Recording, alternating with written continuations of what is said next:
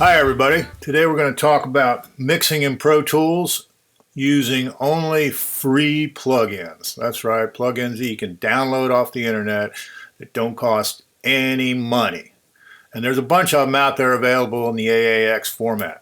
Certainly not as many as there are for the VST format, but nonetheless there are a bunch of them, and some of them are real gems. So we're going to go down. I'm going to give you a countdown with my top 10 free Pro Tools plugins. Okay, so we're going to start with number 10, and that's going to be this Softube Saturation. Simple interface. You got one knob there. You've got an EQ type setting where you can set for high, neutral, or low.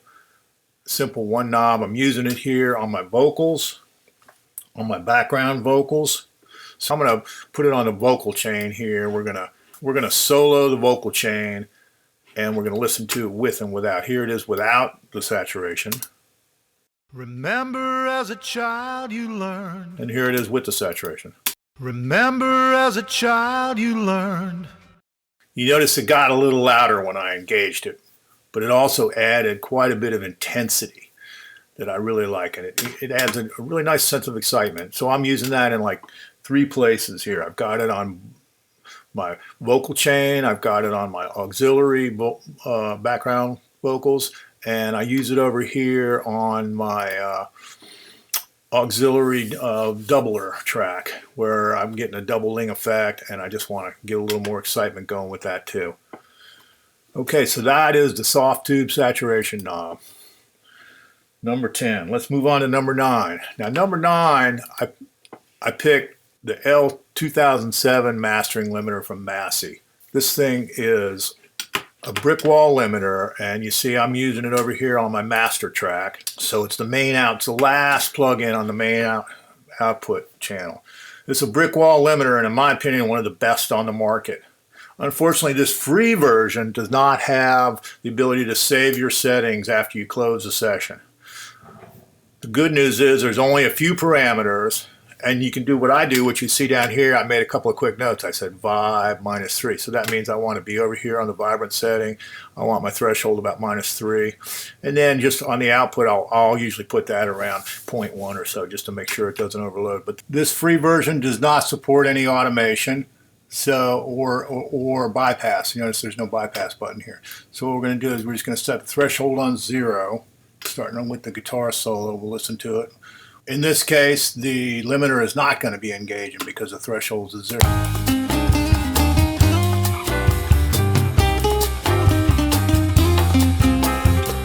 Okay, so now I'm going to dial it back up, -3, which is where I had this setting before.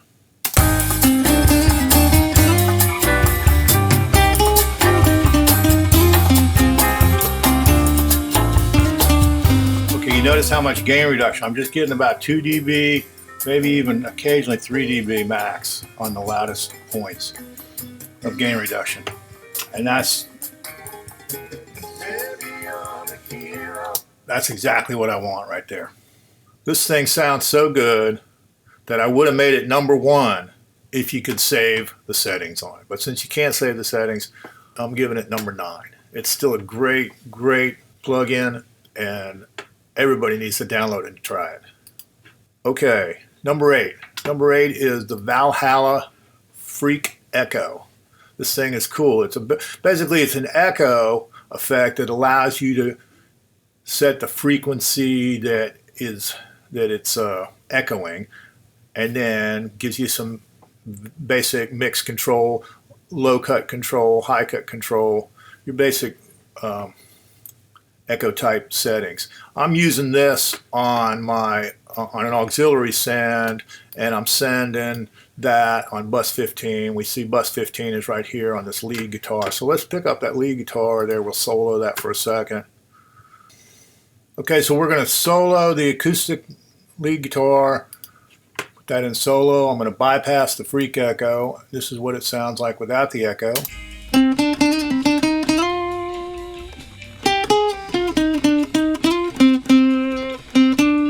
Here it is with the Valhalla Freak Echo.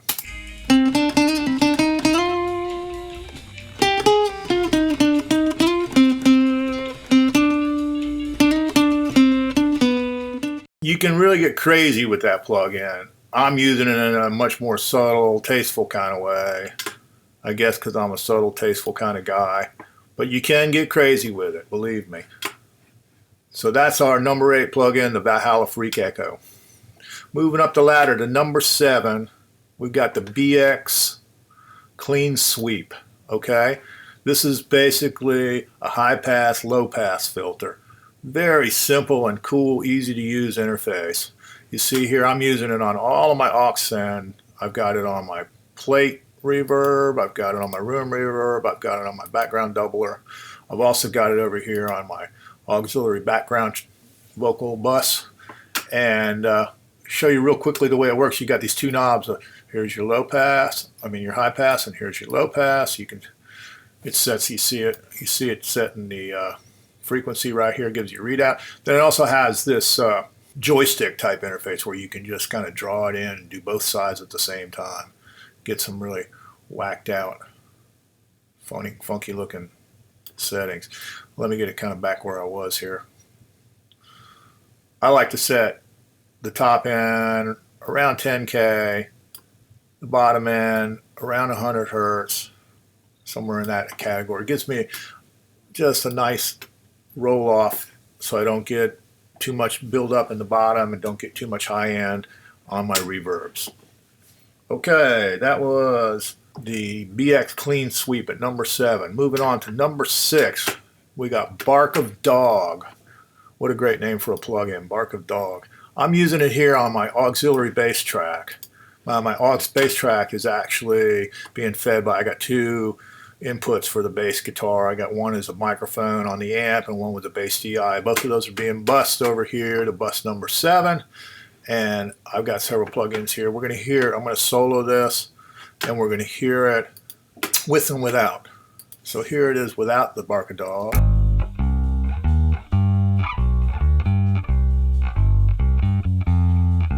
And here it is with.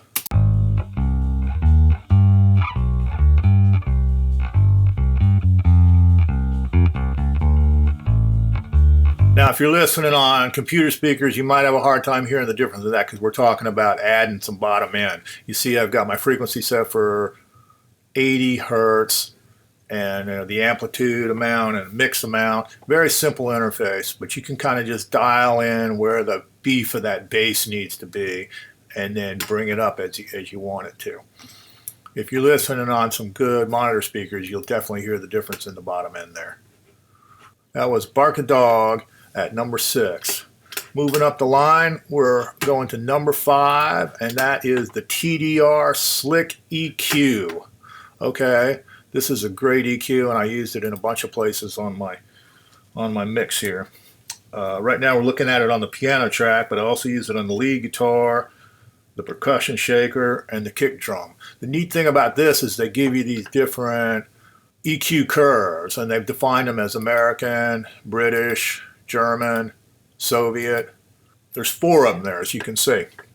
The American curve, I'm assuming, is sort of in the API vein, and that's what I'm using here on my piano track. We're going to jump over here to the kick track. I'm going to solo the kick track, and we're going to look at that same EQ. You see here I'm using the British, which is supposed to be sort of in the vein of a Neve.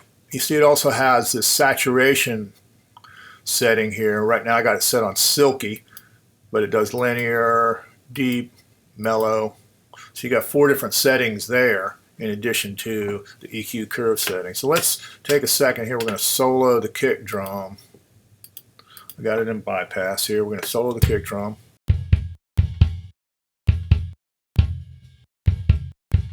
Now we're going to put it back in.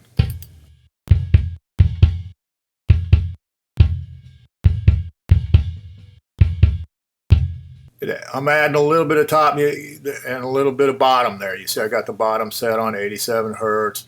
I'm boosting that at a little over 5 dB, 4 dB at 3.6, and then I'm rolling off some highs there. Just enough to give me a little more oomph in my kick and a little more bite.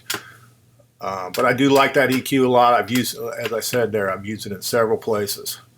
Moving up the line to number 4. Number 4 is Odd. Odd is a potentially crazy crazy multi-band compressor. This thing is so powerful you want to be careful with it. You might even need to be wearing safety goggles using this thing. It's a very simple interface that divides the sound into 3 bands. And you got a knob here that controls how much of this band you want. Okay, and then you can get into the depth and input gain, output gain, blah, blah, and some more tweaky settings here with the downward and upward expansion.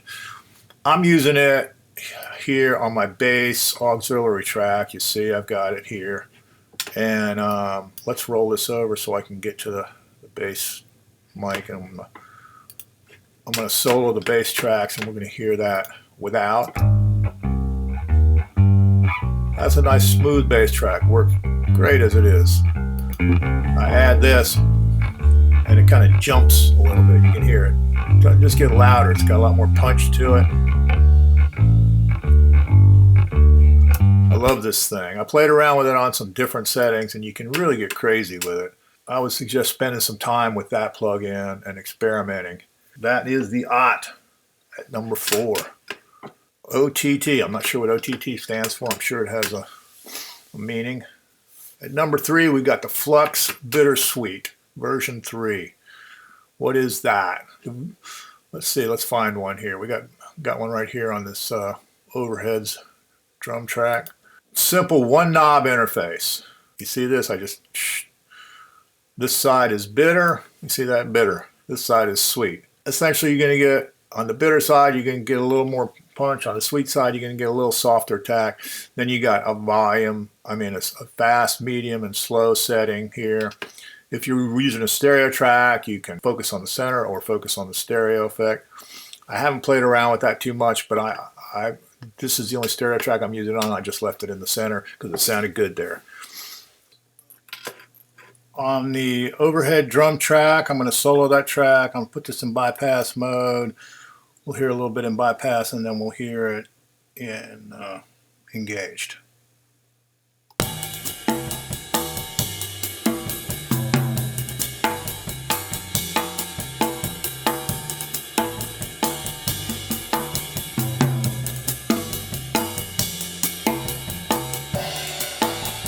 All right there.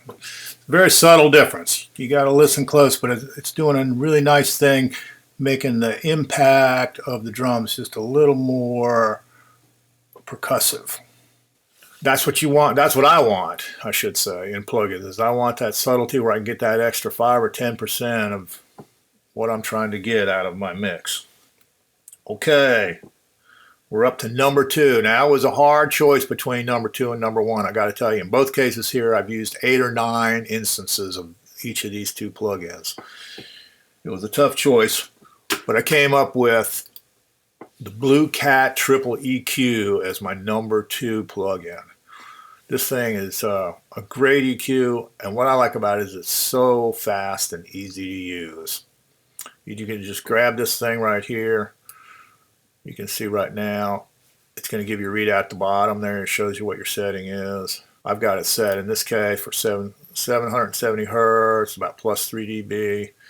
And then down here on the bottom, I'm rolling off this bottom end at minus 5 dB.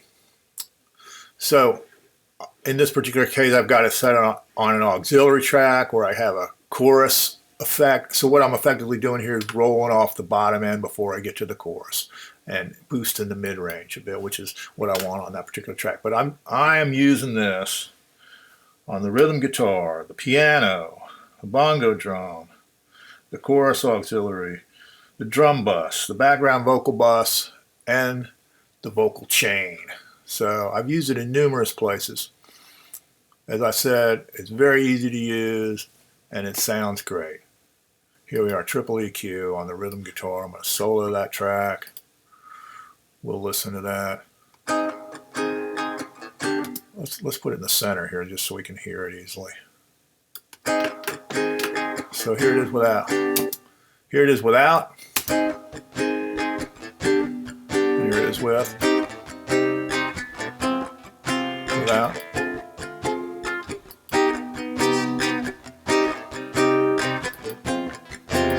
In this case, I got it set at about 900, or no, about 1100 hertz. and 3.8 dB, just kind of boosting that mid-range a bit on the guitar, and a little bit of top end here to kind of make it jump out of the mix a little bit. So that's my number 2, the Blue Cat Triple EQ. My number 1 free plugin. And I like this thing so much that it's hard for me to believe it's actually free. They call it the Kotelnikov Mastering Compressor. This is the same company that gave us the TDR EQ, this one that we looked at.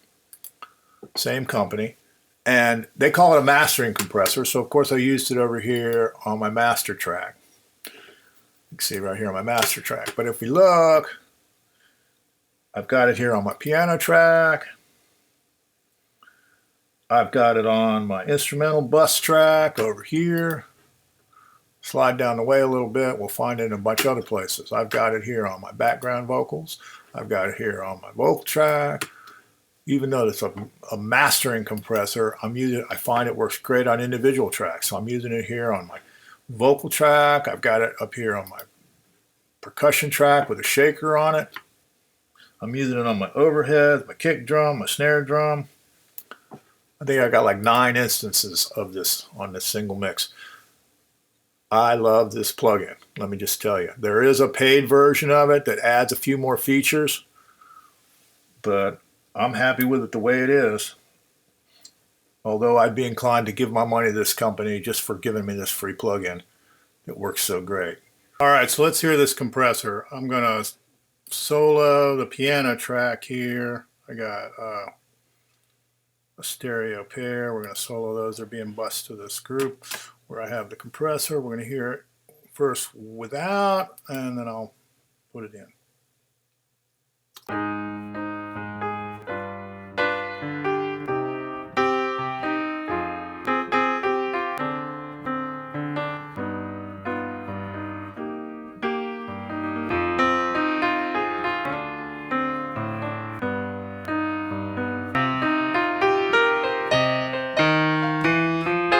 All right, there you have it. That is a great sounding compressor to my ears. It does make it a little bit louder. I've got a dB of makeup gain on here, but it really boosts the mid-range and overall body of the piano. And to my ear, makes it sound 100% better. And by the way, that is a real piano. It's not one of those sample things. So there you have it, my top 10 plugins that you can download for free and mix in Pro Tools. Check out my other video where I show you how to set up a whole mix with these free plugins using this same song. Thanks for stopping by.